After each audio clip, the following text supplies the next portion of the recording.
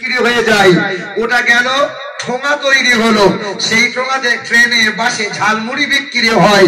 মনে কর তুই তো অমুসলিম, তোর নাম কার্তিক, তুই কার্তিক, তুই সুকুমার, ওই ঠোঙা নিয়ে ঝালমুড়ি খাচ্ছিস, যে ঠোঙাতে দুর্গার ছবি আছে, তোর ভগবান তোর দেবদেবীর ছবি আছে, এই ঠোঙাতে যখন ঝালমুড়িটা খেলি বাবা, এই ঝালমুড়ি খাওয়ার পরে কি ঠোঙাটা পকেটে রাখবি না ফেলে দিবি?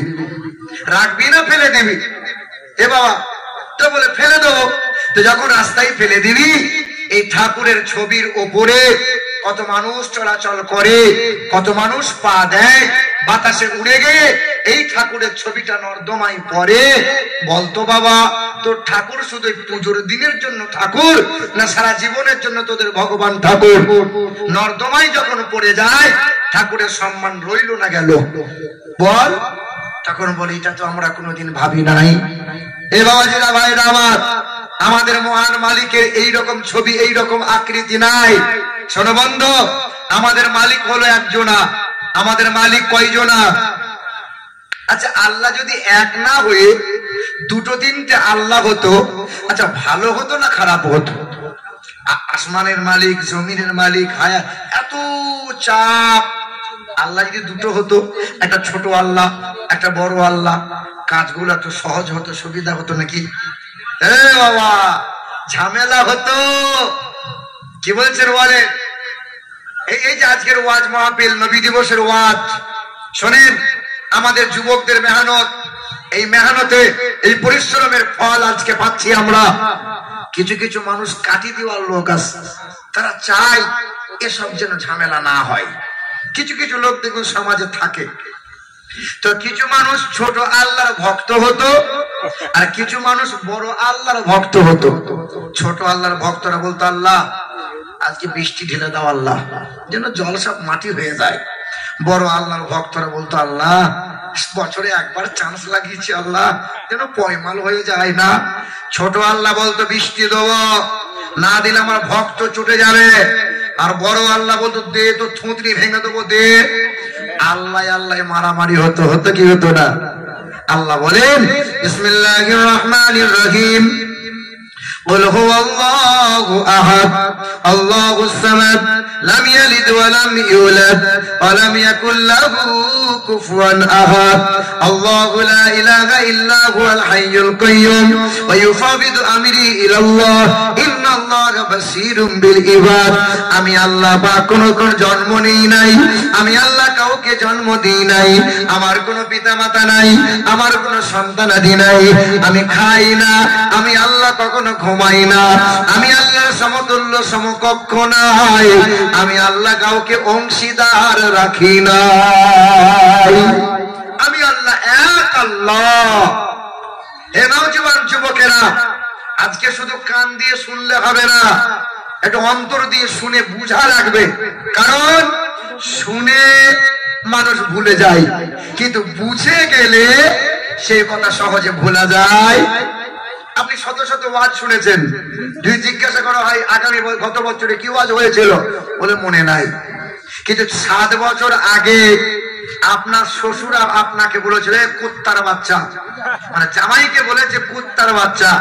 10 বছর পেরিয়ে গেছে, কথা এখনো বলে নাই। কথা বলছেন, কারণ কি কথা অন্তরে লেগেছে। নবীর সাহাবায়ে কেরামগণ কথা বুঝেছিল, তাই তো আরামের বিছানা ত্যাগ করে বিবিকে সরিয়ে দিয়ে যুদ্ধের ময়দানে গিয়ে নবীজির মহব্বতে জীবন দিয়েছিল। আমরা জীবন ভর শুনলাম, কথা বুঝি নাই, তাই তো বিবির গলা ধরে বিছানা ছাড়তে পারি নাই, ফজরের নামাজে হাজির হই নাই। শুধু শুনেছি, বুঝি নাই। কথা বুঝা লাগবে। যুবকের দল, তোমাদের জন্য বলি শোনো, অনেক অতীতকালের ঘটনা। নবীর এক আশিক ছিল, নওজোয়ান যুবক, 23 বছর বয়স ছিল, আল্লাহ পাকের আশিক ছিল, নবীকে বড় মহব্বত করেছিল, চেহারা বড় নুরানি ফুটফুটে ছিল। হ্যাঁ, চোখের গুনাহ করে নাই, হাত দিয়ে গুনাহ করে নাই, কখনো ব্যভিচার করে নাই। এই যুবক গরিবের ছেলে, দোকানে কর্ম করে। প্রতিদিন এক মহিলা ওই দোকানে যায়, আর এই যুবককে দেখে মনে মনে আশিক মনে মনে প্রেম করে নেয়, মুগ্ধ হয়, তার প্রেমে আসক্ত হয়ে পড়ে। কিন্তু মহিলা সুযোগ নেয় কেমনে যুবককে হাতে পাওয়া যায়। এক বস্তা সামান কিনেছে দোকানে, বলে দোকানের মালিক এই বস্তার সামানটা আমার বাড়িতে পৌঁছে দেওয়ার জন্য যুবককে বলিও। সন্ধ্যা হয়ে গেল, বলে যুবক তুমি তো বাড়ি যাবে, তুমি এক কাজ করে এই বস্তাটা ওই মহিলার বাড়িতে নামিয়ে দিয়ে যাও। যুবক মাথায় বস্তা নিয়ে পা পা করে চলে গেল, ওই মহিলার ঘরের ভিতরে নামাই আর ছুটে এসে মহিলা দরজা লক করে দেয়। যেমনই লক করে দিল, মহিলা নিজের কাপড়টা সরিয়ে যুবকের হাত ধরতে এলো। যুবক হাত গুটিয়ে নিয়ে ঝরঝর করে কাঁদতে লাগলো, ভয়ে থরথর করে কাঁপতে লাগলো। মহিলা বলতেছিল, যুবক তুমি ভয়ে কাঁপছো কেন? বলে আমি তোমার ভয়ে কাঁপি নাই, আমি রাসূলুল্লাহর সামনে কেমনে মুখ দেখাবো? কারণ নবী আমি যুবককে নিয়ে বড় গর্ব করেছে, আমি নওজোয়ানদের জন্য আল্লাহ রাসূল বারবার দোয়া করেছে এই হাসরের ময়দানে নবী আমার জন্য যখন সুপারিশ করবেন আমি নবীর সামনে কেমনে মুখ দেখাবো। বোন আমার, তুমি কুকাজ আমার সাথে করো না, আমি কোনোদিন হারাম কাজ করি নাই, আগামীতে করতে চাই না। বলে আজকে তোমাকে বড় তামান্না, বড় স্বপ্ন দেখেছিলাম, তাই সুযোগ পেয়ে আজকে তোমাকে কাছে পেলাম, এত সহজে ছাড়বো না। শয়তানি ওয়াসওয়াসা জেগেছে, মহিলা আগিয়ে আসে।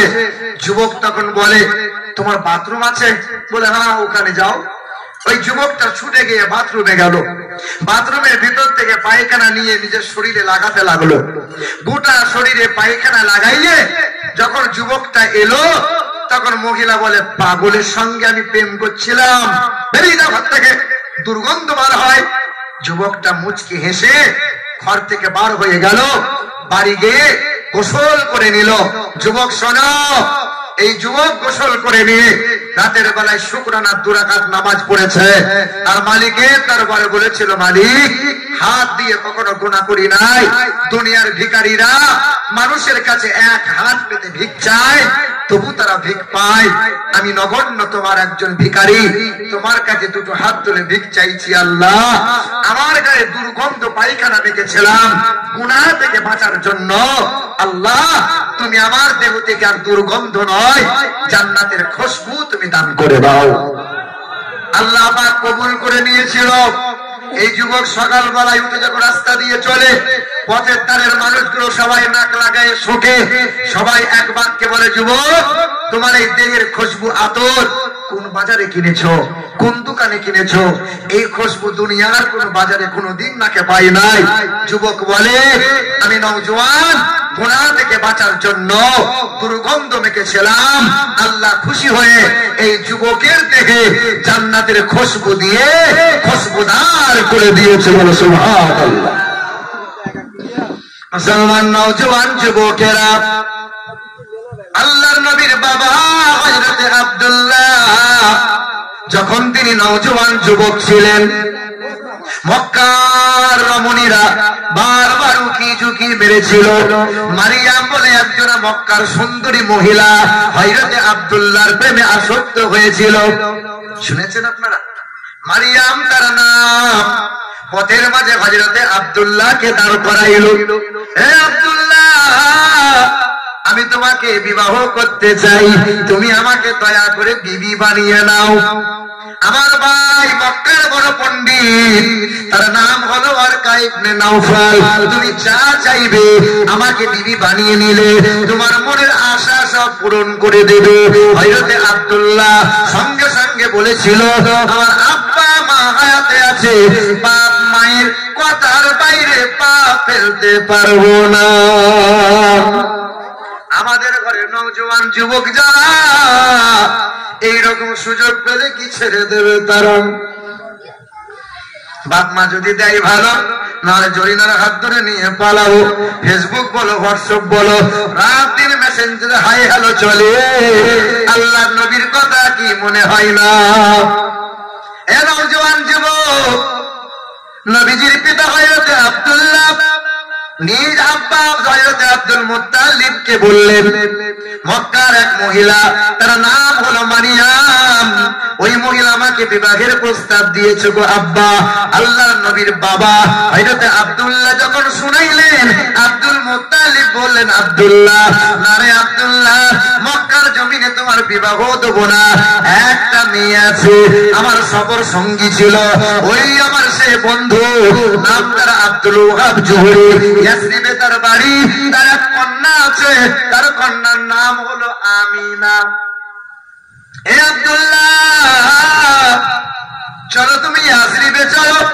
হযরত আব্দুল্লাহকে নিয়ে গেলেন। আমিনাকে দেখার পরে হযরত আব্দুল্লাহ মুগ্ধ হয়ে গেলেন, বিবাহের আসনে বসে গেল, বিবাহ হয়ে গেল। হযরত আব্দুল্লাহ 3 দিন শ্বশুর বাড়ি রয়ে গেল। এখানে একটা মাসলা খুঁজে রাখেন, শরিয়াতি মাসলা হলো, শ্বশুর বাড়ি বেড়াতে গেলেন, সমন্দির বাড়িতে গিয়েছেন, চার শ্বশুরের ঘরে গেলেন, মামা শ্বশুরের ঘরে গেলেন, 3 দিনের অধিক বেড়ানো যায় না। জানা আছে? আমি আমার দাদুকে জিজ্ঞাসা করেছিলাম, দাদু, শ্বশুর বাড়ি সবচেয়ে বেশি কতদিন বেরিয়েছিলেন? বলে, নতুন নতুন যখন বিয়ে করেছিলাম 32 দিন একটানা চালিয়েছিলাম।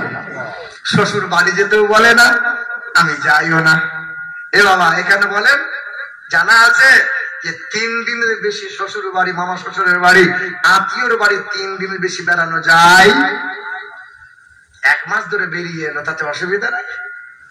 হে মুসলমান ভাইরা আমার, হযরত আব্দুল্লাহ রাদিয়াল্লাহু তাআলা আনহু যখন বিবি আমিনাকে সঙ্গে নিয়ে মক্কার জমিনে হাজির হয়ে গেল, হে মুসলমান, কয়েকদিন পরে ওই মারিয়াম বলে মহিলাটা পথের মাঝে আগলে নিয়েছিল। বলে, আব্দুল্লাহ, সেই দিন তোমাকে বিবাহের প্রস্তাব আমি মারিয়াম দিয়েছিলাম, কিন্তু আমাকে তুমি বিবাহ করলে না। তুমি হয়তো মনে মনে ভেবেছিলে সুন্দর চেহারা বলে আমি মারিয়াম তোমার প্রেমে আসক্ত হয়েছি। না রে আব্দুল্লাহ, না, তোমার সুন্দর চেহারাতে আসক্ত হই নাই। ওরে আব্দুল্লাহ, তুমি বড় ধনীর ঘরের ছেলে, তোমাদের বংশ অনেক বড়, তাই আমি আসক্ত হয়েছি। না রে আব্দুল্লাহ, না, আমার ভাই বড় পণ্ডিত, তাওরাত কিতাব পড়তে পারে, জবর কিতাব পড়তে পারে। আমার ভাই তাওরাত শুনিয়েছে, ইনজিলটা শুনিয়েছে, আমি বসে বসে শুনেছি। পৃথিবীর জমিনে, মক্কার জমিনে, মরুভূমির বালুর চরে আসবেন মহানবী, আর মহানবীর বাবা হবেন তিনি, তার নাম হবে বিষ্ণু যশা।